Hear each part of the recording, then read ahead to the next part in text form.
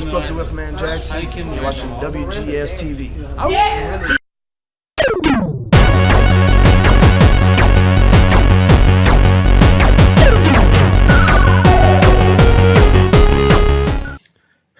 You have worked your way into another episode of WGS-TV right here on YouTube.com/WrestleGamer. I'm the WrestleGamer, Double B, Billy Bujo. This is going to be the Monday Night Raw review for the week of March 16, 2015. And very quickly, before we get started, I want to throw out a very happy birthday to someone that's very special to me. Yesterday, it was my mom's birthday. She turned 35 for the 30th time. So I just wanted to say happy birthday to my mom, and we did have a blast with her. We enjoyed some cake at home with her, and let's just say every time my sister bakes cake, it sends a lot of people to the bathroom. But anyway, that's for another story, for another time, and another day, and another place. But anyway, let's go ahead and get the Monday Night Raw review started. First off, let me introduce the panel for this week's Monday Night Raw review. First off, ladies and gentlemen, the master of the Houdat Temple is here. It's James from the Big Easy. James, how you doing?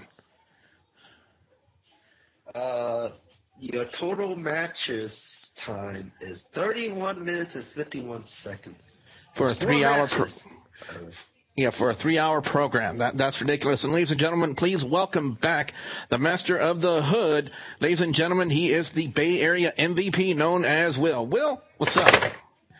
And we lost Will. I think his head just dropped. Oh, man. We lost Will. Hopefully we can get him back. So we do apologize. We do apologize about that. But, yeah, that is a show over on iVlog, The Hood, right? I think he's not doing that much shows, but...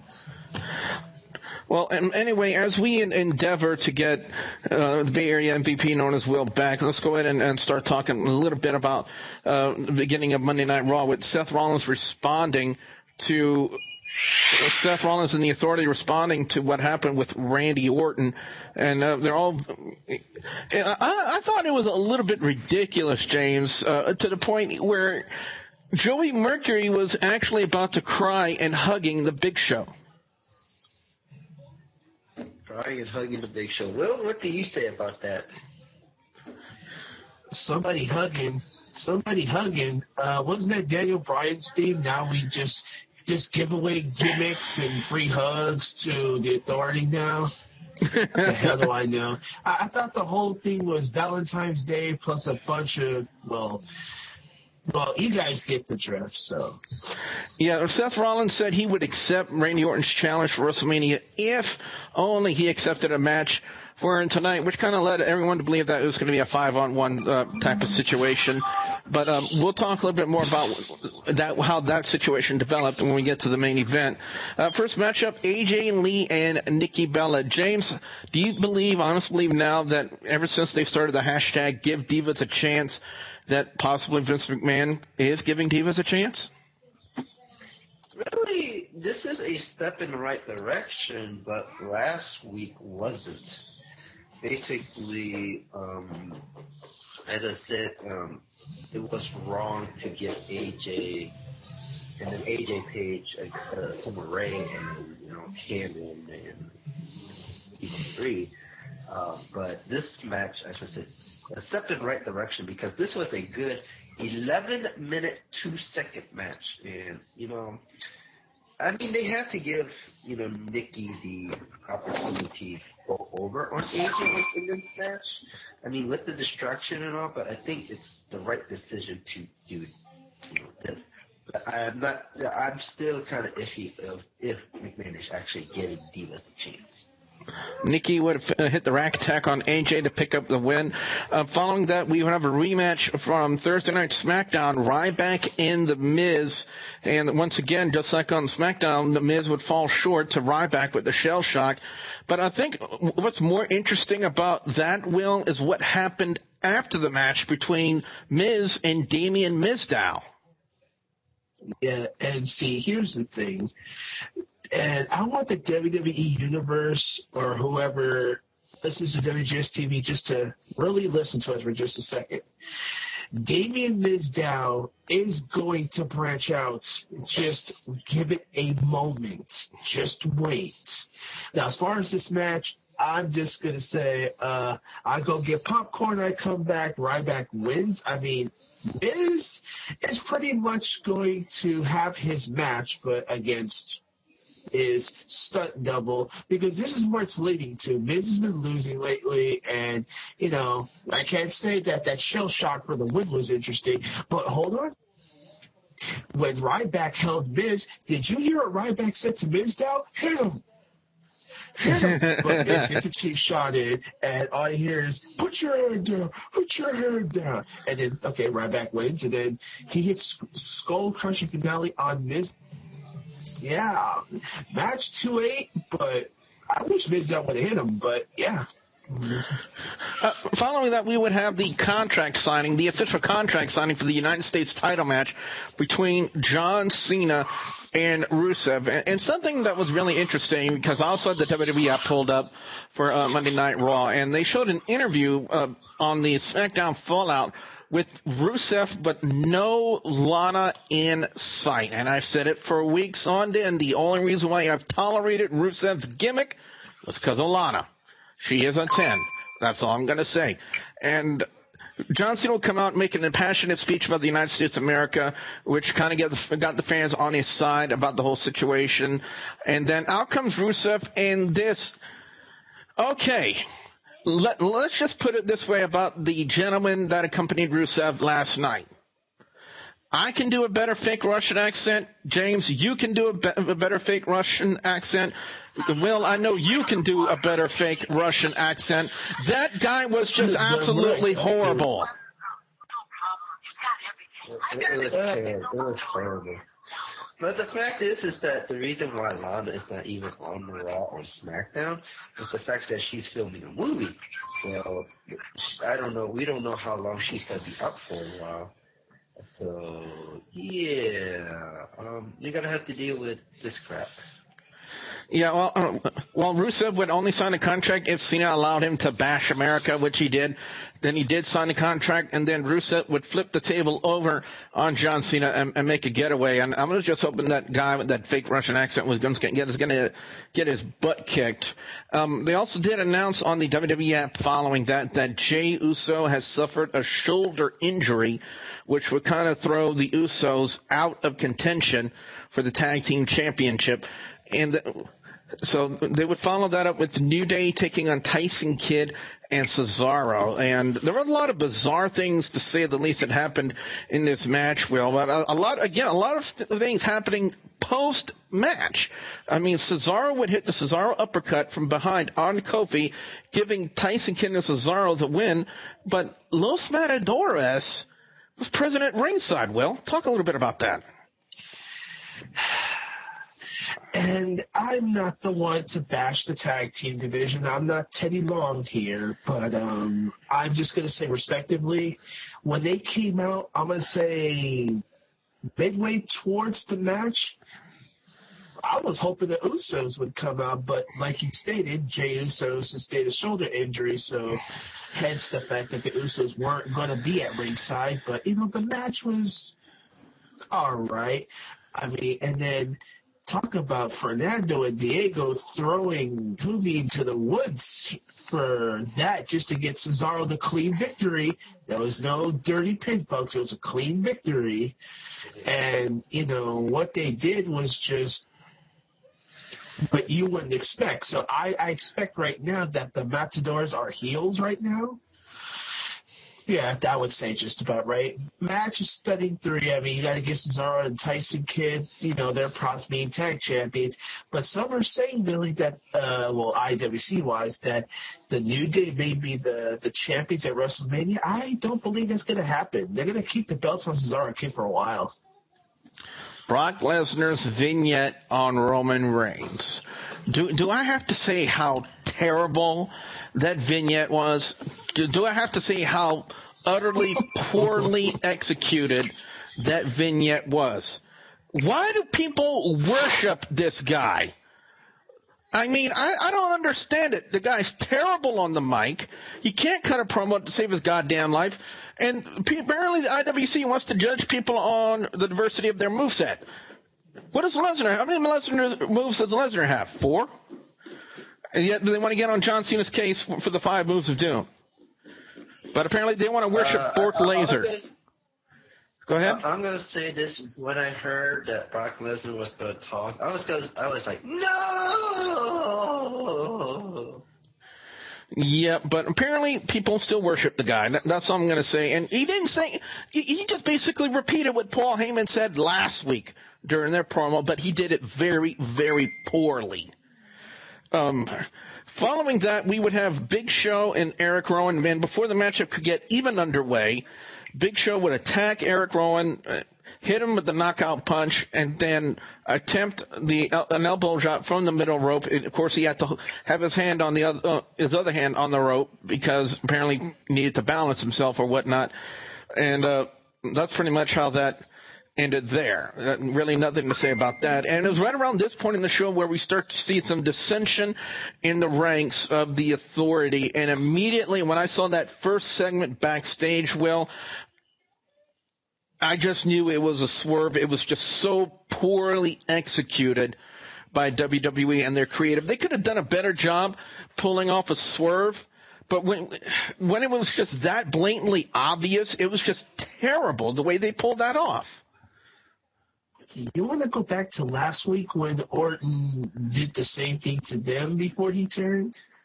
You want to go back to that?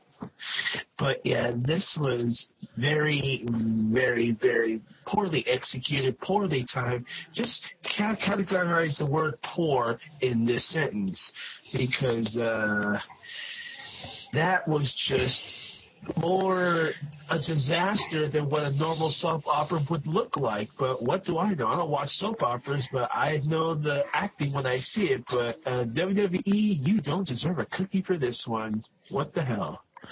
Kane would put together a demonstration of the Andre the Giant Memorial Battle Royal when, lo and behold, Mark Henry would come out, throw his name into it, and it came down to Kane, it came down to Henry, and Curtis Axel, with the power of Axelmania behind him, attempted to lift Mark Henry over the top rope. Just didn't happen, and Mark Henry easily threw out Kane and easily threw out Curtis Axel. And again, maybe a hint as to what we have to expect for the Andre the Giant Memorial Battle Royal. Following that, though, one thing I posted on the Facebook page, James, is what is up with week after week after week of Paul Heyman extremely controversial, if I can talk right, promos. Really, you don't have Lesnar there every week, and thank God. And you don't have Roman Reigns and Lesnar go face to face every week. So what do you do? The next best thing is that you have Paul Heyman hype up the main event, and he does it very well, making it so controversial that it makes people want to see it. I mean, yeah, it may suck like WrestleMania 20, but at least Paul Heyman did his job and hyped up this match to be so controversial. Roman Reigns would. Hold on. Before we go ahead. Hold on, Billy. James, did you say hype of controversy? If you were to put Eric Bischoff and Paul Heyman in a room together, you talk about controversy, you tell me who'd win that one. Come on. Paul Heyman, hands down. Back to Billy. Yeah, that's really subject to everyone's interpretation of the word controversy. But anyway, Paul Heyman would be interrupted by Roman Reigns sporting a new I Can, I Will t-shirt, I guess, in proper time for WrestleMania. So WWE properly using merchandising on Roman Reigns now. And basically just said that he can and he will beat Brock Lesnar's butt at WrestleMania for the title. Following that, we'd have a rematch from the six-man tag match from Thursday Night SmackDown. Daniel Bryan, Dean Ambrose, Dolph Ziggler taking on Bad News Barrett, Stardust, and Luke Harper. And R-Truth, what can I say about that guy? He had the Intercontinental title belt strapped to the back of his T-shirt, and he was just trying to sneak his way to the commentary table. And oh my God. I can only imagine what we got in store, Will, from when we see the Intercontinental Championship ladder match. But needless to say, I would think, Will, the best way to describe this matchup match content and post-match activity would be the word chaotic. Well, let's put chaotic to the side for just a moment. I don't want to sound mean when I say this because I believe the Intercontinental Championship has always had a meaning since Pat Patterson is the first Intercontinental Champion. But right now, whoever's writing this garbage is making the IC title look like a joke. Why are you passing it around like it was a street up here? I'm sorry. I did not pay attention to the match. I'm sorry. I got to be respectful here. I got to be honest. They're treating that title like it was a piece of meat. And, I mean, I tried to look at the match, but, you know, probably wrestling fans all over the world were wondering, what's R-Truth going to do next? What's he going to do over there? Is he going to be over there? And it's just like... But I did like at the end when Bad News Barrett started having bullhammers back and forth, though, because now he has his belt. So, yeah, so I'll give R-Truth the little comedic stunt he pulled, but bring back some respect to the title. I'm sorry. Well, I feel a little differently than what MVP said, as I said. It's just like it kind of reminds me of 24/7 of the hardcore title, but it kind of brings up the fact that everybody wants the title, and as MVP said, the legitimacy of the legacy. Basically, you think about this: the United States Championship and the Intercontinental Championship are, I would say, the two biggest match at WrestleMania, because the Intercontinental Championship has the ladder match, and there's like big names already, and then you have Rusev Cena for the U.S. title, and because Cena has that big name hype of it. So, well, finally, guys and gals, we would have the confrontation between Seth Rollins and Randy Orton, and then we would have the supposed big reveal that everything the Authority and Seth Rollins were doing backstage was a ruse. But like I said, we kind of smelt that coming from the onset of it, especially during the first segment with Seth Rollins, Kane, and the Big Show. I mean, again, when something is poorly executed, it just stinks to high heaven. And what they did with the Authority and Seth Rollins just stunk to high heaven. However, with that being said, I think the appearance of Sting and Sting helping Randy Orton to take out the Authority and J&J Security kind of counterbalances the poorly executed storyline of the swerve of Seth Rollins and the Authority on Randy Orton. And following Monday Night Raw, because I actually went to WWE Network after Raw was over, because I really wanted to see what Sting had to say, and to hear him actually speak inside a WWE ring, to me, James, really was a big moment for wrestling fans such as us, who have followed the Monday Night Wars, who knows who Sting is, and to hear him talk inside of a WWE ring on the mic was, to me, a big deal. It is really, because you knew he was that. His character is that silent type. You knew he would want to talk. He would say something. Not like what they did last week with the whole edited voice or whatever they did. But, actually hear him talk like that, like, ooh, man, because there's going to be people that's like, oh, man, I never heard Sting talk. Let's see if let's say something. And everybody has to talk at least once. So, it's a big deal because of its history of Sting, WCW, now talking WWE. Overall score on Monday Night Raw this week's going to get a 3.5 out of 5. It was an overall decent show. Worst segment of the night is definitely the Bork Laser vignette. I mean, that was just utter garbage, in my opinion. Letting Brock Lesnar talk in any promo, it is now automatically qualified for worst segment of the night. Lesnar cannot cut a promo to save his life. I don't care what anyone else says. This is my personal opinion. Bork Laser cannot cut a promo. Just had him stand there looking stupid and menacing, and that be it. Lesnar cannot talk in promos. Ever. Period. Dot. End of sentence. It was overall terrible. Now that I've gotten that point across, best match of the night, I'm actually going to go to the six-man tag. Because I thought it was actually entertaining, especially R-Truth for having the Intercontinental title clipped to the back of his shirt. Match content was really, really good. And, of course, the chaos after the match, including the multiple bullhammer elbows. And if I think back correctly, it was 4 bullhammer elbows that got Barrett his Intercontinental Championship belt back. So that, to me, I thought was really entertaining and everything like that. So... And I'm also going to give an honorable mention, quotations, is honorable mention for worst segment of the night is the poorly executed storyline of Seth Rollins and the Authority kind of turning their backs on each other. I mean, that was just really, really terribly done. I mean, like I said, when you could sniff something from the onset of it happening, then that's when you know that something is terribly done. James, over to you, your overall score and your picks for best and worst match or segment of Monday Night Raw this week? Give it 2 out of 5. Hello? The best match... She's not back yet. All right, bye. The best match for me would be the 6-man tag team match with an honorable mention to the Divas match because they give Divas a chance, finally. The worst match has to go to the 2 other matches. Yeah, Ryback and Miz in that tag team match. Yeah, no.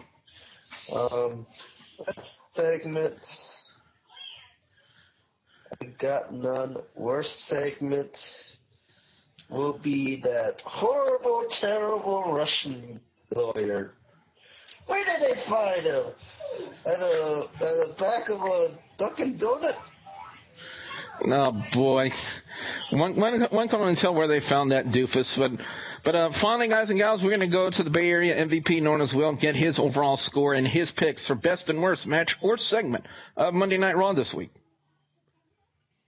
He's on the phone right now. Oh, yeah, he's on the now. phone at this moment in time as we're seeing. But he's coming back here. He's coming back in just a nick of time. Will, over to you with your overall score and your picks for best and worst match or segment of Monday Night Raw. Okay, first of all, James, I just want to say, remember back on blog when I did that Russian accent? Oh, my. Hey, at least you would do better than that guy. Well, I'm going to do something very sporadic here, but let me get to my overall score. Overall, 3. Okay, best match. I agree with Billy here. The 6-man tag was the only thing fitting, and I want to give an honorable mention, and I can't believe I'm going to say this on WGS-TV, but I'm actually going to give props to John Cena on this one because who comes out and disses the country that Rusev has to wrestle on, 300 days a year, excluding the tours that WWE goes to because they got a lot of financial stability in that part. So I'll give Cena that. Worst match? Oh, man. You know what? Was there really a worst match, or can I put worst match to worst segment? I'm sorry. I think Paul Heyman should put a leash on Brock Lesnar's mouth because that made me want to go to the damn bathroom. Yeah. So bad that I need the Mario Brothers to come plug this shit up. Excuse my French, folks, but that was terrible.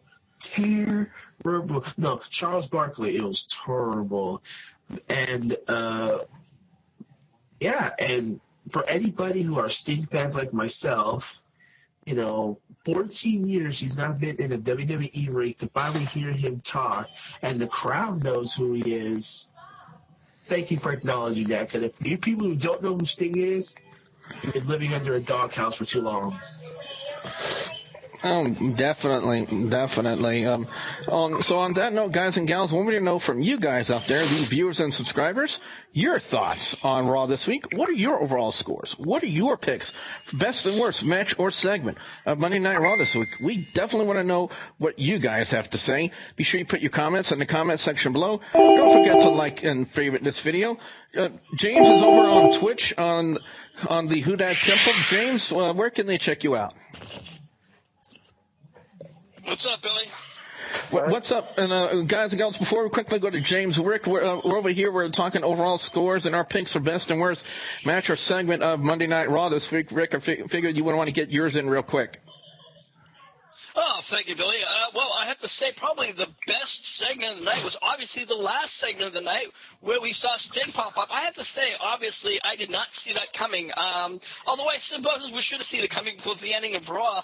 The worst segment, God, supposedly interview with Brock Lesnar, which just seemed to be rehashing of what he did almost a year ago, but that's about it. Overall score, I'll have to give it, I'll give it a 3.0. All right, James, where can fans check you out on Twitch? Or James cannot answer us.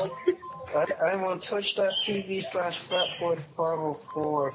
I do PS4 gameplays, and then sometimes I do YouTube stuff on JTD70129. That's youtube.com/that. And then I'm on Twitter at fatboy504. The Bay Area MVP, known as well as Master of In the News over on Hardcore Wrestling Radio. Will, when can they check you out? You can always check us out Wednesday or Thursday for HWR In the News, where you can find the boss Rick Head, our fellow brother Lance Moss, or whoever else wants to join in. We're on SoundCloud.com/HWR Show. And Rick, finally, where can fans check you out on HWR? Well, they can always catch me on the dark side of the moon. Other than that, check me out on Facebook.com/Hardcore Wrestling Radio.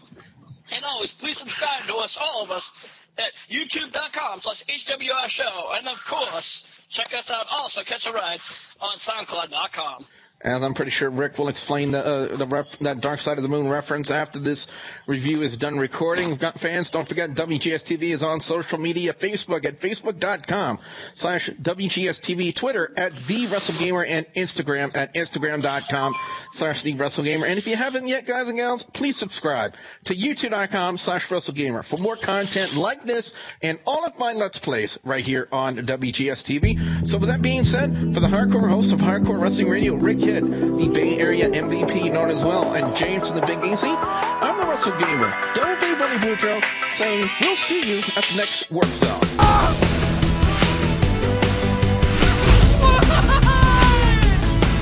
Go for a trip. I'm not gonna bother learning your name till you survive a few days, but here, this is for you.